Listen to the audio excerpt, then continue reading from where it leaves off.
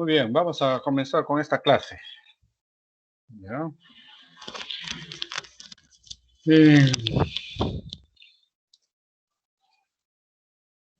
En cardiología, una de las partes más áridas, digamos, es esta parte. ¿Ya? Incluso esta parte actualmente constituye una subespecialidad en la cardiología, que es arritmias, electrofisiología y arritmias. Muy bien. Es el encargado de hacer todos los estudios sobre arritmias y ver cómo se trata. Parece simple, pero no es tan simple. Entonces vamos a comenzar primero definiendo qué cosa es una arritmia cardíaca. Nosotros sabemos que todo paciente o toda persona o toda población humana, si es que el corazón es normal y todo es normal, pues tendría un ritmo cardíaco que podríamos decir que es un ritmo cardíaco normal, ¿no? Entonces la arritmia cardíaca sería todo aquel ritmo que difiere de lo normal. Así de simple. ¿Ya? Entonces, por eso algunos consideran que el mejor término debía de ser disritmia que arritmia. Bueno, discusiones. Ritmo cardíaco diferente al ritmo normal. ¿Cuál es el ritmo normal? El ritmo sinusal.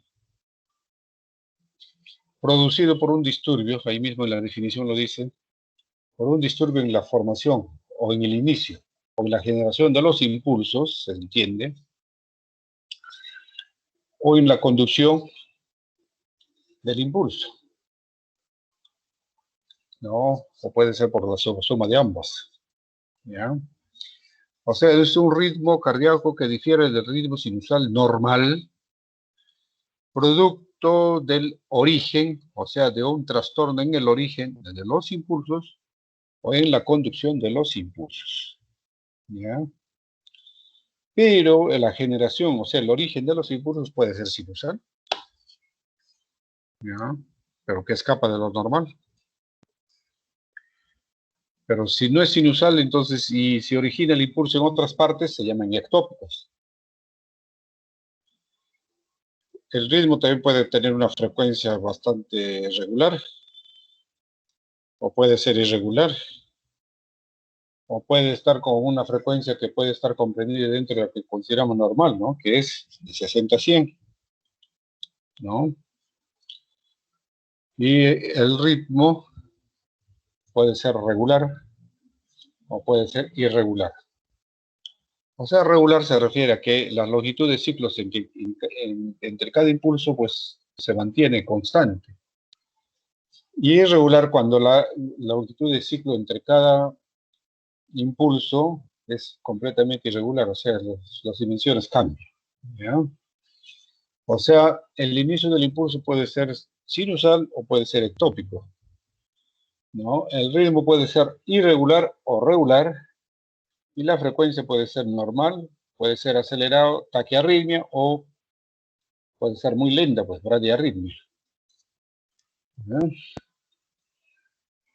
Para eso tenemos que saber cuándo decimos o cuándo es un ritmo sinusal es normal, o cuándo un ritmo que el paciente tiene en un electrocardiograma es de ritmo sinusal y normal.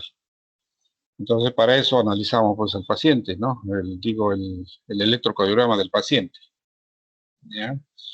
Y ahí veremos si el ritmo es sinusal y es normal o puede ser una arritmia o puede tener arritmia. ¿Cómo se generan las arritmias? ¿Cuáles son los mecanismos por los que se generan las arritmias? En la misma definición lo decía que por un trastorno en la formación de los impulsos. Bueno, eso se refiere a esto, ¿no? ¿Ya? O se refiere a un trastorno en la generación de los impulsos como primer mecanismo electrofisiológico. O sea, en la generación de los impulsos, por ejemplo, en el nodo sinusal puede estar muy acelerado, ¿no? O puede estar muy enlentecido también. Claro. Entonces ahí hablamos de que el automatismo puede estar aumentado o el automatismo puede estar deprimido. Y el automatismo puede estar aumentado de manera normal o anormal. ¿ya? Entonces, a eso se refiere cuando hay generación anormal de los impulsos. Como ya habíamos dicho o habíamos visto en el anterior capítulo, cuando hicimos la clase de electrocardiografía, que por cierto lo han retirado, no sé por qué, porque con todos los años se dictaba esa clase.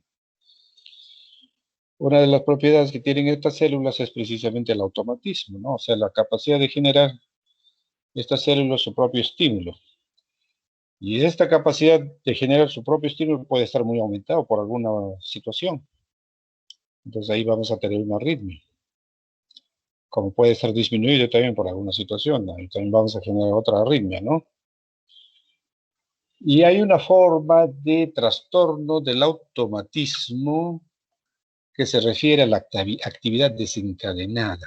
¿Qué quiere decir desencadenada? O sea, por ejemplo, cuando funciona pues el automatismo, lo que hace las células es pues incrementar su potencial, ¿no? Su potencial va aumentando el potencial, ¿no? Hasta llegar a un punto donde se llama umbral. Y al llegar a ese punto umbral va a desencadenar un potencial de acción, o sea, se despolariza la célula. Pero al despolarizarse la célula, de inmediato empieza pues la repolarización, o sea, la recuperación de la célula. Durante este proceso de recuperación puede generarse una serie de trastornos, ya sea con el impedimento o el ingreso de iones, ¿no? Haciendo que nuevamente la célula adquiera potencial, ¿ya? Adquiera potencial. Y esto puede darse durante la fase 3 o durante la fase 4 del potencial de acción. Entonces, si nuevamente genera otro potencial en fase 3, eso se llama potenciales precoces. Y si genera nuevos potenciales en fase 4, potenciales tardíos, ¿ya? O sea, cuando la célula se está recuperando, o sea, se está repolarizando, nuevamente se despolariza, digamos, por alguna situación en fase 3 o en fase 4. Y eso se llaman potenciales precoces de fase 3 y tardíos de fase 4. Es una variante del automatismo, porque ahí también está involucrado, pues, trastornos, sobre todo iónicos, ¿no? Iónicos de membrana, de los canales y una serie de cosas.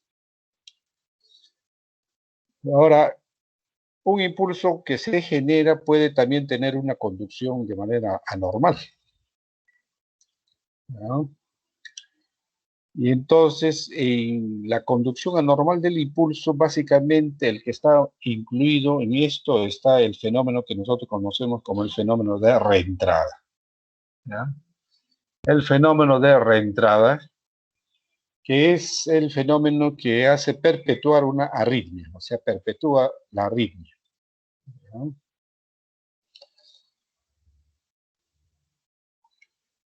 Y la conducción anormal también de los impulsos puede darse pues por un marcado enlentecimiento en la conducción del impulso, por ejemplo, a través del nodo auriculoventricular, ¿no?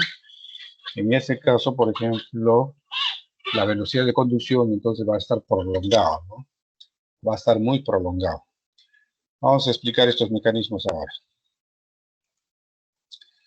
El automatismo, ya dijimos, las células pueden tener automatismo o no, pero las del nodo sinusal, o sea, del sistema excitoconductor, sí tienen propiedad automática, unos más, unos menos, pero el que tiene la capacidad automática más elaborada es el nodo sinusal, pues obviamente, por eso es el que comanda, el jefe, el patrón, ¿no? ¿Y cómo se genera cómo es que funciona el automatismo? En la fase 4, pues, se va despolarizando, ¿no? En forma automática, se va despolarizando, ¿no? Alcanzando un potencial que llega hasta el umbral y desencadena un potencial de acción. Esto puede ocurrir con ciclos diferentes, pues, con longitudes diferentes, o sea, frecuencias distintas también, ¿ya? Y el nodo sinusal es el que tiene la frecuencia intrínseca más rápida, o sea, la capacidad de generar sus propios impulsos a una velocidad más, digamos, más acelerada, más elaborada, ¿ya? Ahora, esto puede estar aumentado de forma anormal o normal. Automatismo normal ocurre generalmente en corazones que están perfectamente sanos, ¿no? Y de manera normal va a ocurrir cuando ocurre en corazones enfermos o bajo ciertas situaciones que las alteran, ¿no? ¿Ya? Ejemplo, vamos a ver de automatismo normal. El automatismo normal puede aumentar, ¿dónde? A nivel del ritmo sinusal. Digamos, al nivel del nodo sinusal, ¿no? Entonces tendremos una taquicardia sinusal, por ejemplo, ¿no? O en otros focos ectópicos. Entonces podríamos tener una taquicardia auricular, si es en la aurícula, si es a nivel del nodo, taquicardia nodal, o si es a nivel de los Purkinje, del ventrículo, donde está en el ventrículo, podríamos tener pues, un ritmo ventricular, ¿no? Una taquicardia ventricular, claro que sí, ¿no? Y el automatismo anormal puede estar aumentado en situaciones, por ejemplo, de isquemia, ¿no? En situaciones de infarto de miocardio, en situaciones donde hay exceso de catecolaminas, en situaciones de parasístoles, ¿ya? Esta es la célula que no es automática, fase 4 es recta y la automática es la fase 4, tiene más bien una pendiente. Despolarización diastólica espontánea, o sea, se repolariza y empieza a despolarizarse inmediatamente, o sea, va aumentando su potencial hasta llegar al umbral y desintegra en un potencial de acción.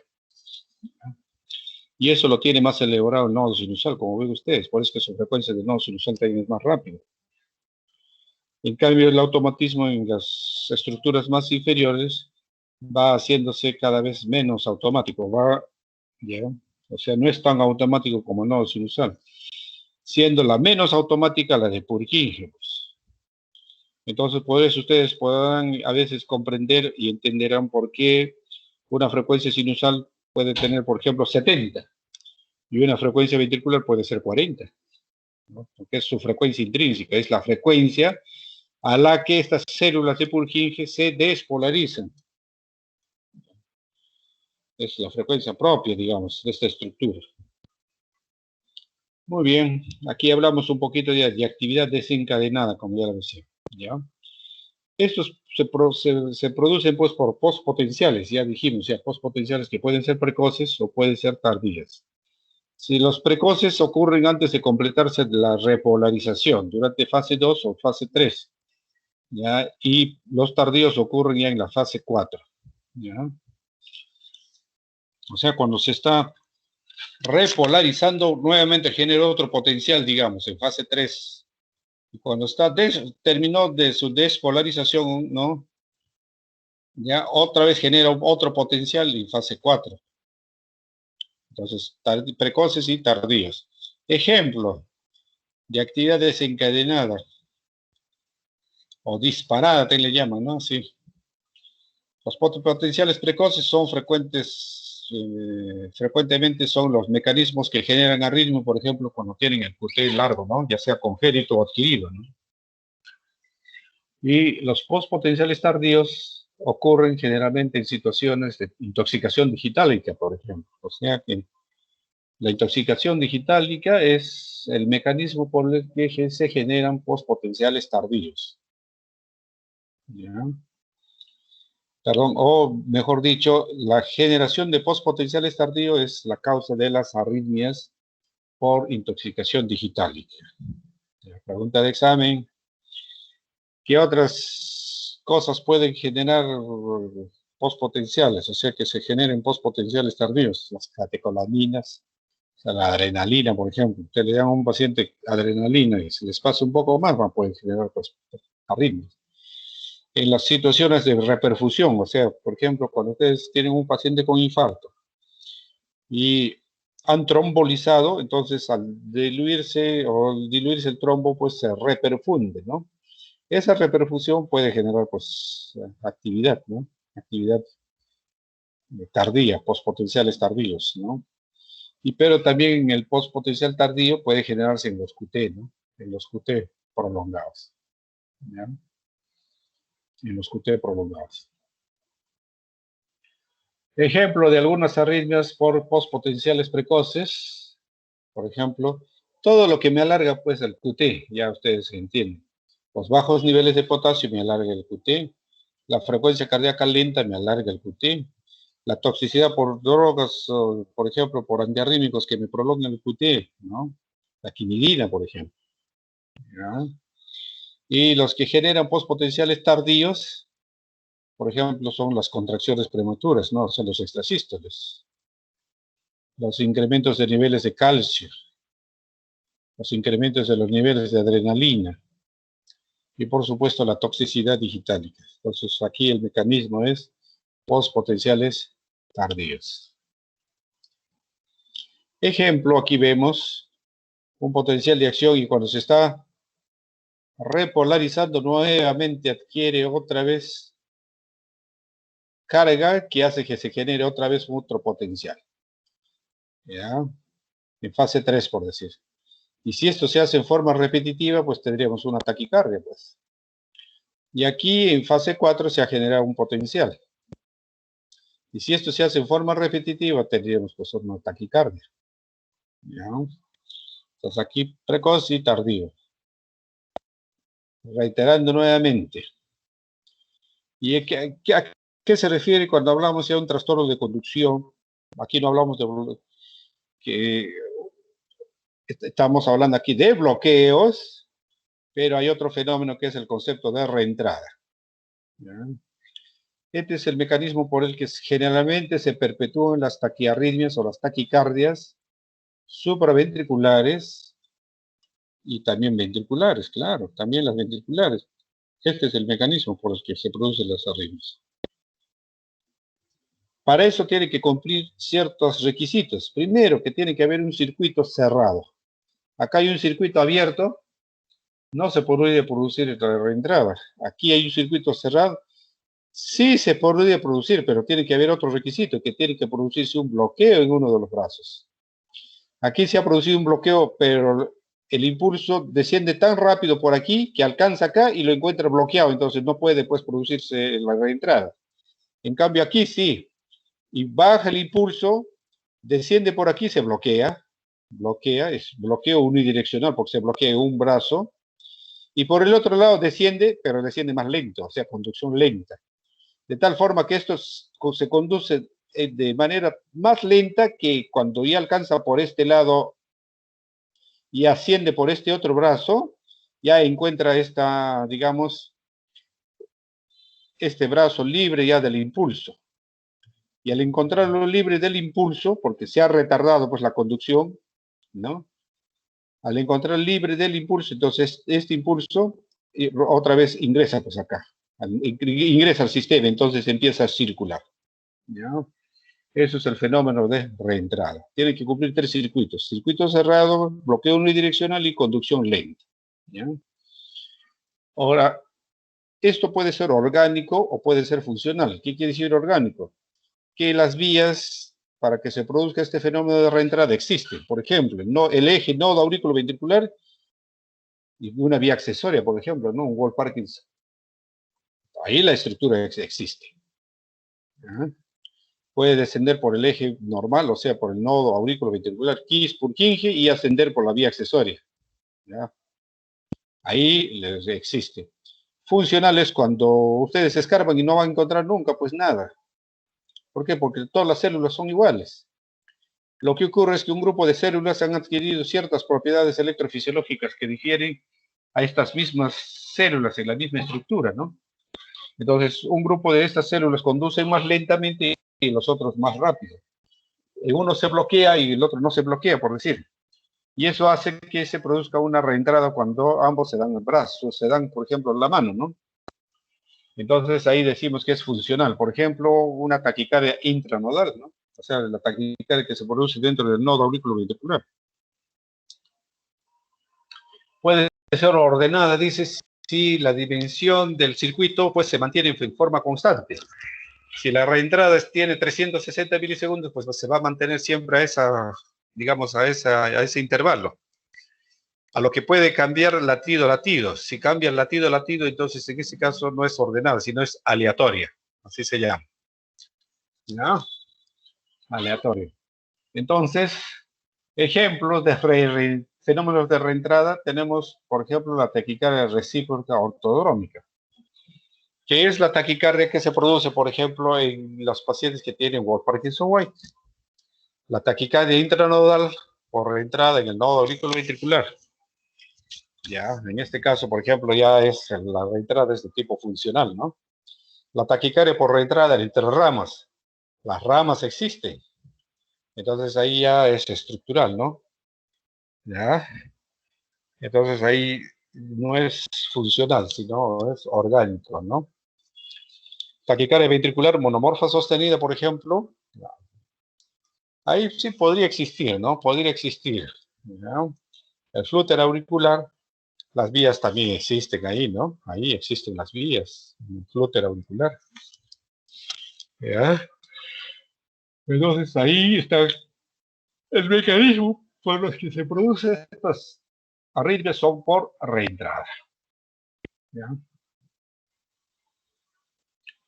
Entonces vamos a ver ya el cuadro clínico, ¿ya? En el cuadro clínico vamos a dividir en dos partes estas arritmias, ¿ya? Vamos a dividir en dos partes. Las arritmias que son rápidas y las arritmias que son lentas, ¿ya? Entonces en esta parte vamos a hablar de las arritmias que son muy rápidas. Taquiarritmias. Cuando un paciente presenta taquiarritmias, ¿cuál va a ser el síntoma cardinal que el paciente va a referir? Evidentemente, palpitaciones. ¿Por qué viene usted? Porque siento que mi corazón se acelera, siento que me tengo palpitaciones. Es por eso que viene. Ahora, estas palpitaciones le puede generar a otros síntomas también. Puede ser que se acompañen de disnea. Si es muy rápido, puede disminuir el flujo coronario y dar angina. Si es demasiado rápido, puede producir un colapso y puede dar síncope. Si el paciente tiene insuficiencia cardíaca de base, le puede empeorar y agravar su insuficiencia cardíaca. Puede sufrir un shock, o sea, sufrir un síncope o colapso circulatorio. Pueden decir, no, ¿sabe qué, doctor? Yo de un momento a otro siento que mi impulso se acelera y me doy cuenta de que mi ritmo se pone irregular. Ah, entonces pulso irregular. Entonces el paciente está teniendo, por ejemplo, eh, una crisis de taquicardia, pues, ¿no? Una taquiarritmia, ¿no? Esto es cuando es taquiarritmia. Muy bien, pero ¿cómo hacemos? ¿Cuál es la etiología de las arritmias, entonces? Pues, ¿por qué? ¿De cómo es que se generan las arritmias? Vamos a ver acá. ¿Cómo se generan las arritmias?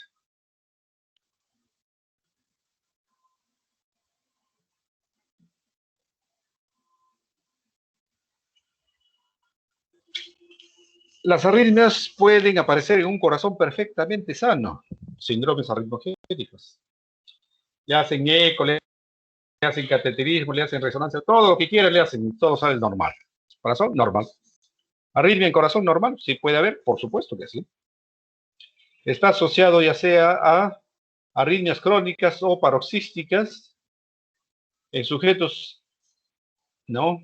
O individuos sanos, pues, saludables, digamos, ¿no? Sin enfermedad cardíaca concomitante. Por ejemplo, el Wolff-Parkinson-White, obvio, pues, taquicardia por reentrar en el nodo, la fibrilación auricular aislada, o sea, esas fibrilaciones auriculares paroxísticas. Normal el corazón, el QT largo, congénitos. Normal, taquicardia ventricular. ¿También el corazón puede estar normal? Sí, claro que sí. Sobre todo esos taquicardias ventriculares que tienen su origen a nivel de tracto de salida del ventrículo izquierdo, del derecho, perdón, el tracto de salida del ventrículo derecho en personas jóvenes, eso puede ser causa de muerte súbita, ¿no? Pues a veces dice, estaba manejando bicicleta, de pronto sufrió todo dice un infarto, ¿no? Burros son, caray, pues no es infarto, lo que pasa es que ha tenido una taquiarritmia y ahí se murió, ¿no? Eso es lo que pasó.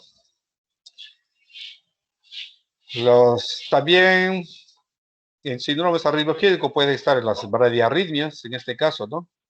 Que pueden ser paroxísticas o crónicas, bloqueos cardíacos, bloqueos auriculoventriculares, el corazón puede estar perfectamente normal, ¿no? Ya. Pero las arritmias son también muy frecuentes en corazones enfermos. Claro que sí. ¿Todos los pacientes que tienen corazones enfermos tienen riesgo de tener arritmias? Claro. ¿Un infarto puede tener arritmias? Claro. No, una cardiopatía isquémica, una cardiopatía hipertensiva, una enfermedad valvular, una cardiomiopatía, una enfermedad congénita. Todas las enfermedades cardíacas pueden devenir en presentar arritmias. Evidentemente que sí. ¿Ya? Evidentemente que sí. Y al final todo mal cardíaco termina en arritmia, pues, así es. ¿Qué otros síndromes vamos a ver? Digamos, ¿qué otras causas, digamos? Veamos. Factores no cardíacos que precipitan una arritmia, o sea, que me provocan una arritmia, capaz de causar arritmias, ¿no? Capaces de causar arritmias. Por ejemplo, tenemos infecciones, sepsis. Un paciente con sepsis puede tener arritmias.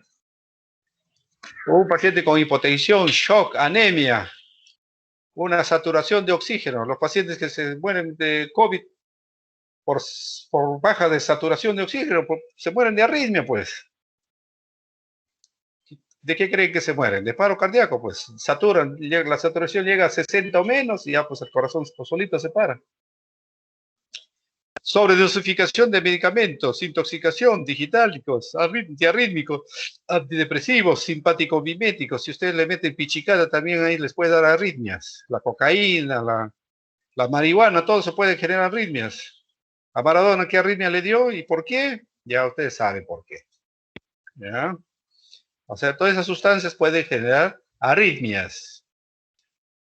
Alteraciones electrolíticas, obviamente, eso ya lo sabemos. Ya. Eso lo van a ver después con más.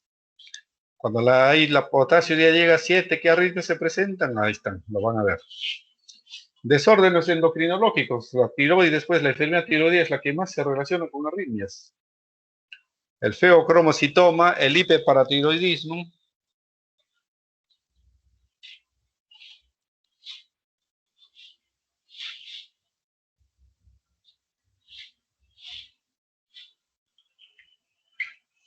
Si a un paciente le estoy sometiendo a un procedimiento invasivo, meto un catéter y el catéter llega al corazón, hay unos giros al corazón, puede generar arritmias, claro. ¿Ya? Cambios en el tono nervioso autonómico. Por ejemplo, cuando ustedes van a dar el examen de cardiología, cuando terminen, van a tener arritmias. Por supuesto que sí, van a tener arritmias. Porque el tono nervioso va a estar en su máxima expresión.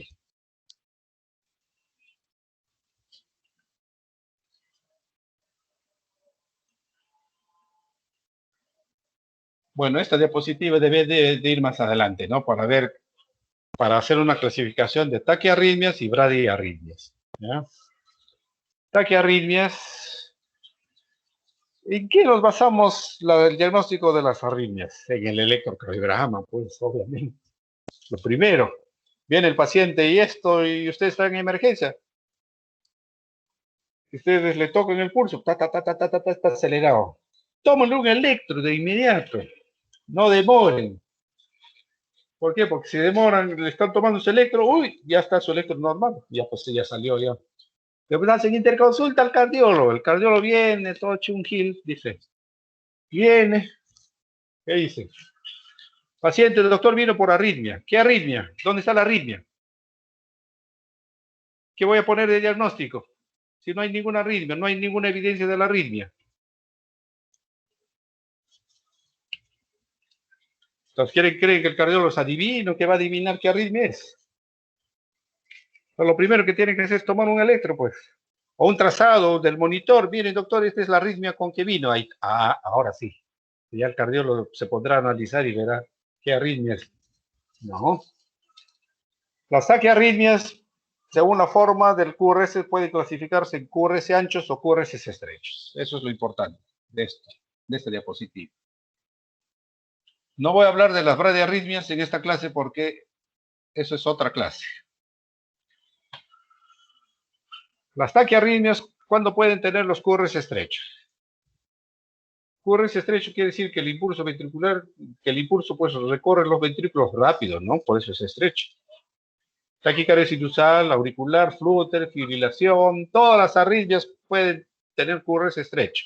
Incluso hay taquicardias ventriculares que pueden tener QRS estrechos, relativamente estrechos. Sí, claro, los que se originan en la parte muy superior, ¿no? Del haz de His, del tronco del haz de His, a nivel troncular, por ejemplo. Entonces, ¿qué pasa? Esa arritmia ventricular recorre el tronco, el haz de His, las vías y todo, pues como que recorriera de forma normal y el complejo pues sale relativamente estrecho, ¿no? ¿Y cuándo pueden tener QRS ancho? Todas las taquiarritmias que hemos mencionado anteriormente pueden tener QRS ancho si tienen un bloqueo de rama, por ejemplo, persistente. En su electro normal, si tiene bloqueo de rama derecha, ¿cómo van a ser los complejos? Con bloqueo de rama derecha. Pues si bloqueo de rama derecha, ¿qué significa? QRS anchos, ¿no? Ahora, estos bloqueos de rama pueden generarse de forma funcional. ¿Qué quiere decir funcional? En un paciente, por ejemplo, si tiene hasta 120 latidos, su QRS es normal. Pero si pasa de 120 a 130, entonces esa velocidad de conducción hace que se genere un retardo en la conducción por la rama derecha, entonces se produce un bloqueo de rama derecha, en este caso funcional. ¿Ya? Entonces, taquicardia supraventricular con bloqueo de rama derecha, con bloqueo de rama preexistente o funcional. Todas las taquicardias que hemos hablado. Y también la ventricular, pues obviamente, la taquicardia ventricular.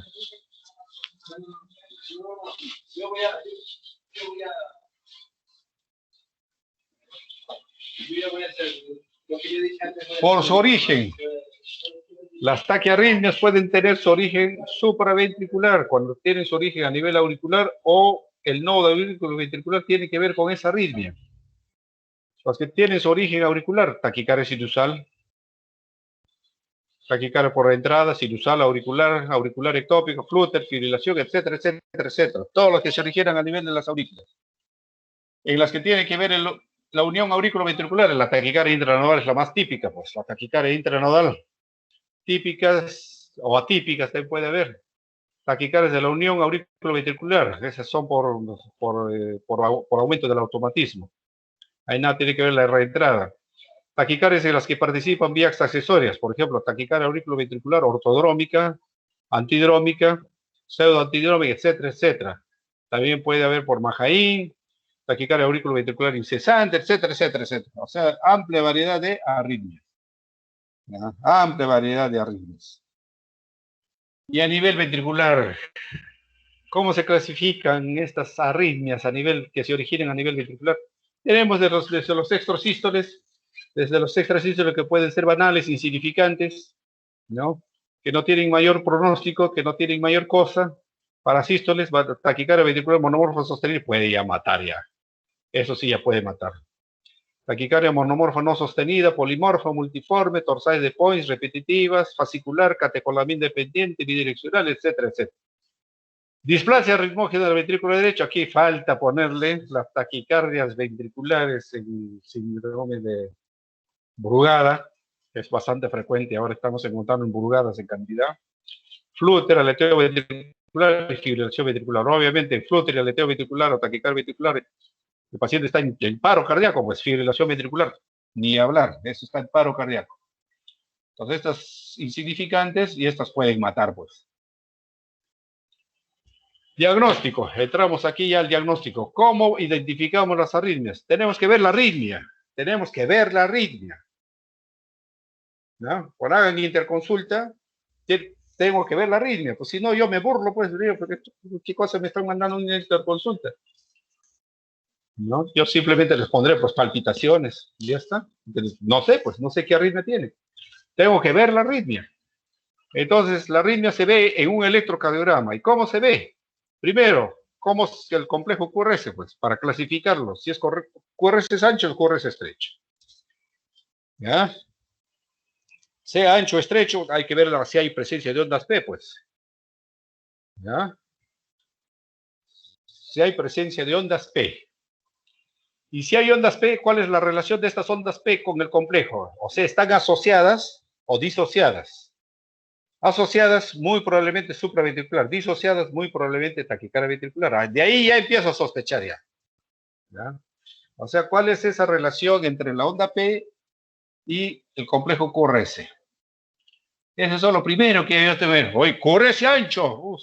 Todo el mundo a correr a ver qué es.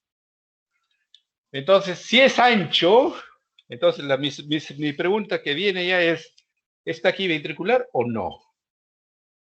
O sea, taquiventricular o supraventricular con aberrancia, por decir, ¿no? Entonces, la pregunta que viene después es antecedente del paciente. ¿Tiene el paciente cardiopatía subyacente? Si tiene, sí, piensen que es una ventricular. Por ejemplo, viene con una taquiarritmia con QRS ancho, el paciente, y le dice, mire, el año pasado tuve un infarto de miocardio, taquicardia ventricular. Hasta no demostrar lo contrario, taquicardia ventricular, y se maneja como taquicardia ventricular. ¿Ya? ¿Cuál es la repercusión hemodinámica o clínica? Obviamente las arritmias ventriculares tienen mayor repercusión hemodinámica, esto es así, pero esta regla no es absoluta, porque una supraventricular también puede producir un colapso. ¿Ya? Como hay arritmias ventriculares que el paciente también los puede tolerar perfectamente, viene con su arritmia y está, estás, taquicardia ventricular, demostrado por todo, pero el paciente está más o menos que está ahí, lúcido, orientado, tiempo, espacio y persona, sentado, respirando. ¿Ya? Entonces, esto es el asunto. Entonces, ustedes dirán, pues con esto ya tengo que tener la capacidad de discernir si es una taquicardia ventricular versus una supraventricular con aberrancia. Pero, ¿qué cosa es una aberrancia? Tengo que saber, pues. ¿Qué cosa es una aberrancia? Una aberrancia no es más que un retardo de la conducción o un bloqueo del impulso, ¿no? En las ramas del haz de His o en el intramiocardio. O sea, es un enlentecimiento. Entonces, la aberrancia se refiere al ensanchamiento del QRS. O sea, el QRS se ensanche debido a un retardo o bloqueo en las ramas del haz de His. ¿Ya? O en la conducción intramiocárdica. O sea, lo que se llama conducción intraventricular. ¿Debido a qué? ¿A qué se debe ese alargamiento en la conducción? Puede ser a un súbito acortamiento de la longitud de fase ¿no? O la longitud de ciclo, ¿no? Súbito acortamiento, por ejemplo, esa aberrancia fase 3. ¿Qué quiere decir? Si yo tengo un complejo, ¿no? Y el siguiente impulso, que sería en este caso una extrasístole, cae muy próximo a este previo, va a sufrir una aberrancia, pues. Se va a ensanchar. ¿Por qué? Porque está cayendo casi en el refractario del anterior latido, ¿no? Y si está cayendo casi en el refractario, quiere decir que la conducción se va a hacer mucho más lenta, ¿no? Muchísimo más lenta. ¿Ya? La otra forma de aberrancia es la conducción retrógrada por una rama del haz de His. ¿Ya? ¿Qué quiere decir conducción retrógrada? Por ejemplo, si yo estoy conduciendo de forma normal, por el eje normal, pero de repente surge un extrasístole que invade la rama derecha. Entonces el impulso que está bajando como un impulso normal, al encontrar la rama derecha ocupado por el impulso, por el extrasístole ventricular, no se va a conducir por ahí, entonces se va a conducir como si hubiera un bloqueo pues, de rama. Entonces se va a ensanchar.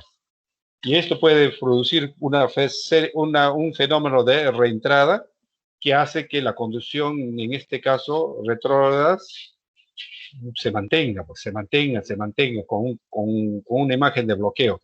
Esto hay que explicarlo en pizarrón. Aquí no se puede. ¿Ya? Aquí no se puede. Y la otra forma de aberrancia es la frecuencia lenta. ¿Qué quiere decir frecuencia lenta? Si hay un espacio, hay una pausa, entonces eso hace que se despierten los focos, pues, los focos, ya sea sinusal o los focos ectópicos, de manera que al producirse un impulso, puede alcanzar el refractario de alguno de esos focos que han estado generando su impulso y producirse un enlentecimiento. En este caso, la aberrancia es por frecuencia lenta. Esto no es frecuente esto no sería un mecanismo en taquiarritmia, sino en bradiarritmia. ¿Ya? En taquiarritmia solamente súbito acortamiento de longitud de ciclo y conducción retrógrada oculta. Nada más. Entonces ya tengo ya mi base teórica de qué cosa es un aberrante, entonces utilizo todo lo que he aplicado. Y con todo lo que he aplicado, yo debo tener la capacidad de discernir si estoy frente a una taquicardia ventricular o una taquicardia supraventricular con aberrancia. Si no soy capaz, bueno, pues mejor abrir una farmacia. A este análisis electrocardiográfico que yo he hecho, le agrego los datos que obtengo del examen físico. Pues tengo que examinar al paciente, pues, o no lo voy a examinar. Y examinando al paciente, yo tengo que ser capaz de precisar evidentes signos de disociación auriculoventricular. ¿Qué quiere decir? Que la aurícula funciona por su cuenta y el ventrículo por su cuenta. Y esos hallazgos los voy a encontrar en ciertos parámetros que me dan durante el examen, que puedo encontrar durante el examen. Muy bien. Sin embargo, si yo analizo el electrocardiograma a simple vista, a lance, como dicen, a una simple mirada, ¿no? Puedo yo decir, ay, caramba, ¿estoy taquicardia ventricular? Sí, claro. 50 relativos de función, 50 relativos de captura, 50 de disociación auriculoventricular. Ah, entonces digo, taquicardia ventricular, 100%, no fallo. Y para estar más seguros, podría aplicar algoritmos. Pero los algoritmos, pues yo me lo aprendo hoy día y ya en 5 minutos ya me olvidé. Pero acuérdense siquiera pues de algún algoritmo, ¿no? Hay varios algoritmos, pero este es el mejor algoritmo que a mí me parece, es este algoritmo de Brugada, ¿no? Primero, hay ausencia de R precordiales. Si hay ausencia de R precordiales, o sea, de V1 a V6 se refiere, ¿no? Ese es taquicardia ventricular. 100% taquicardia ventricular. No existe una arritmia supraventricular que tenga ausencia de R precordiales. No existe. ¿Ya? Pero si hay R precordiales, tengo que pasarme a la segunda, pues. Tengo que medir el inicio del complejo hasta el nadir de la onda S. Si es más de 100 milisegundos, taquiventri. Si es menos de 100 milisegundos, sigo pasando al otro estadio, que es disociación auriculoventricular. Si la onda P está por su cuenta y el ventrículo está por su cuenta, taquicardia ventricular. Si no es así, o no veo ondas P, pues no se ve ahora a veces onda P, entonces para paso a los criterios morfológicos. Y si los criterios morfológicos se cumplen, para una taquicardia ventricular será taquicardia ventricular. Si no se cumplen para una taquicardia ventricular, será supraventricular con aberrancia por bloqueo de rama, o con un patrón bloqueo de rama, de derecha, puede ser izquierda, qué sé yo. ¿Ya? Son cuatro pasos en realidad que si se lo aprenden, 98% de que aciertan qué arritmias. ¿Y cuáles son esos criterios morfológicos? En un paciente con un bloqueo, con un patrón bloqueo de rama derecha. En V1 hay que analizar pues V1, V2, V5, V6.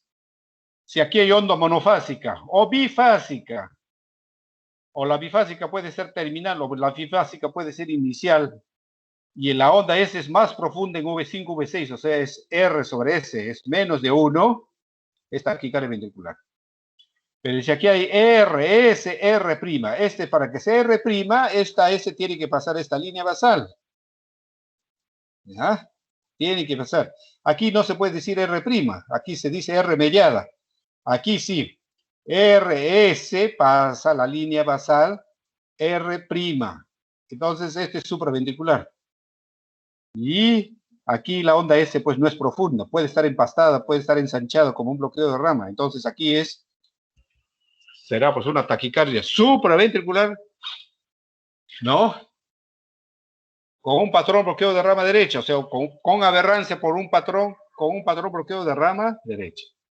Así sería mi diagnóstico. ¿Ya?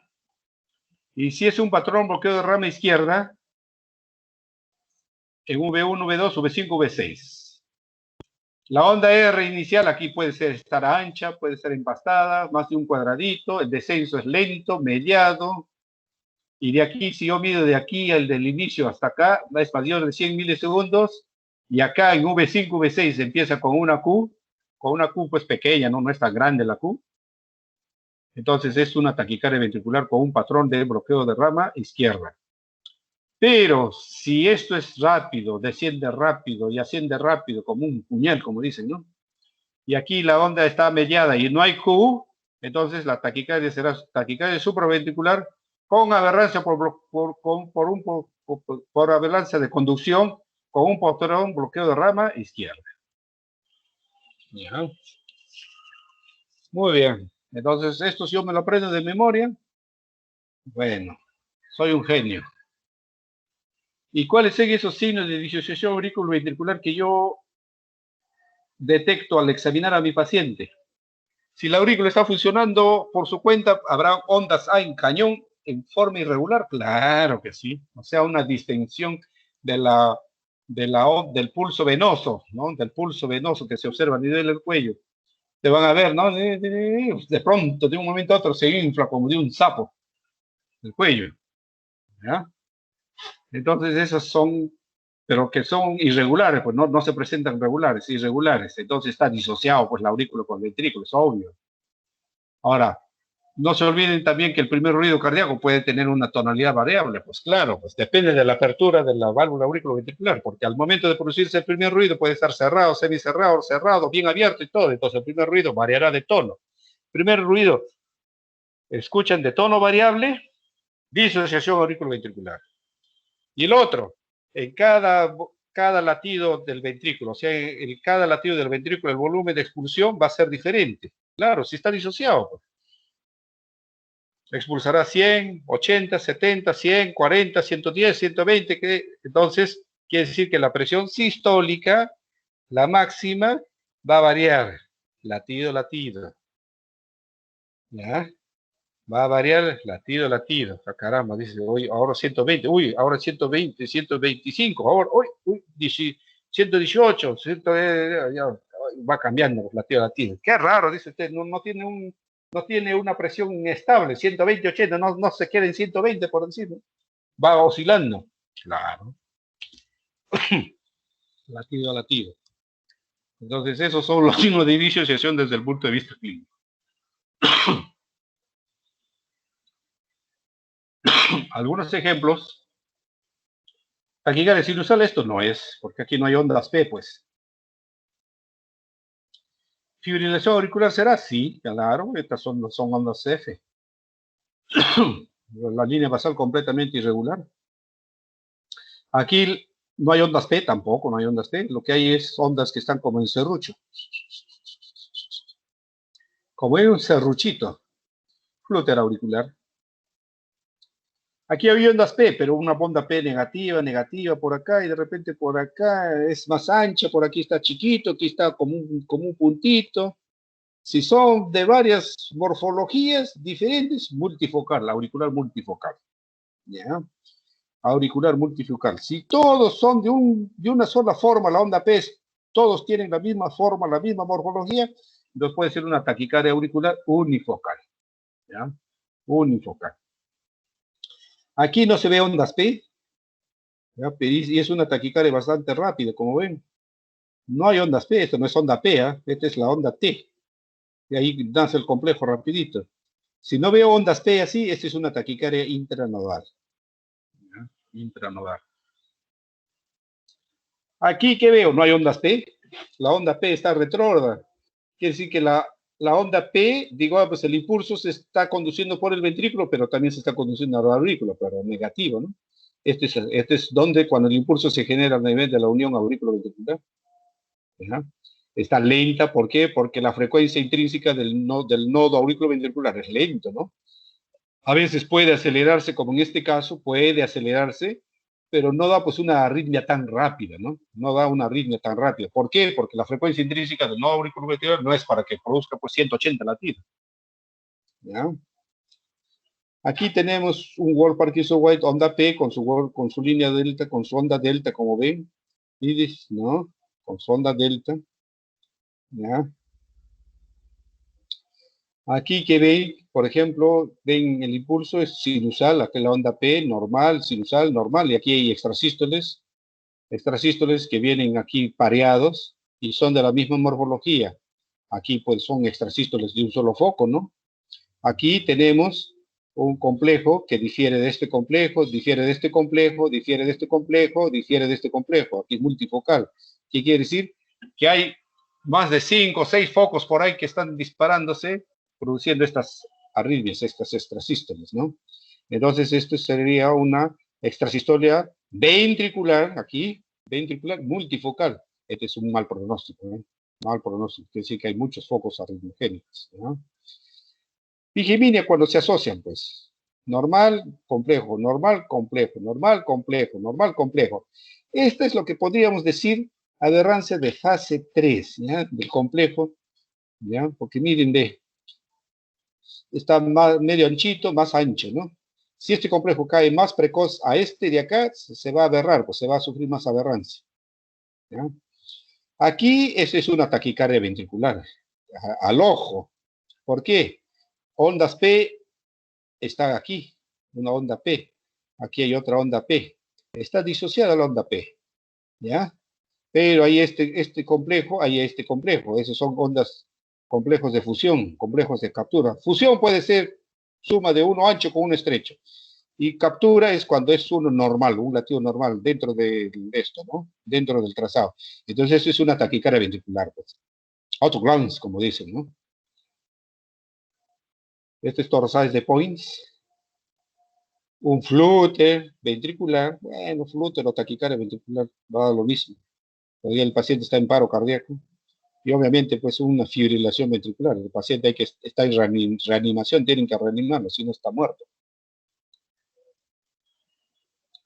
¿Ya?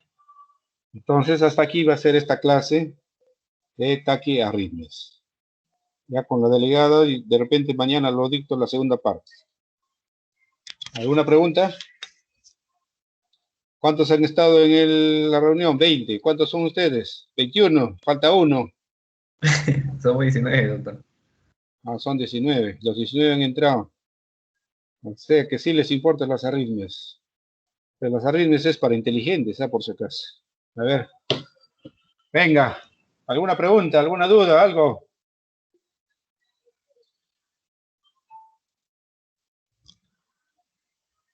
¿El delegado? ¿Cómo se llama el delegado? Doctor, quería comentarle algo. La segunda parte de la clase de mañana, ¿a qué hora podría ser? Porque a las 8 de la mañana, bueno, hay teoría, dos teorías con el doctor A las 8 Ríos, de la mañana. Está bien. Hoy es ahora no puedo dictar yo. y a las 8 de la noche hay A las otra 8 de la teoría con noche, el doctor sí. Mendoza. ¿Mendoza va a hablar a esa hora? ¿De Es, qué, Me qué va a comunicó hoy hablar? día ¿De qué va a hablar? hipertensión arterial, Papaya esa cosa. Bueno, 8 de la noche. sí, pues papaya esa cosa, digo. Entonces yo pasaré para el lunes, pues. El lunes a las 8, entonces. Separo mi turno ya. Lunes, sí, está libre, 8 de la noche. Ya, doctor, está bien. Entonces ahorita son 9. A las 9:30 voy a entrar con mi grupo de práctica a discutir el primer caso. ¿Ya? Entonces nos despedimos hasta más tarde. Listo, doctor. Muchas gracias. Venga. Gracias, doctor.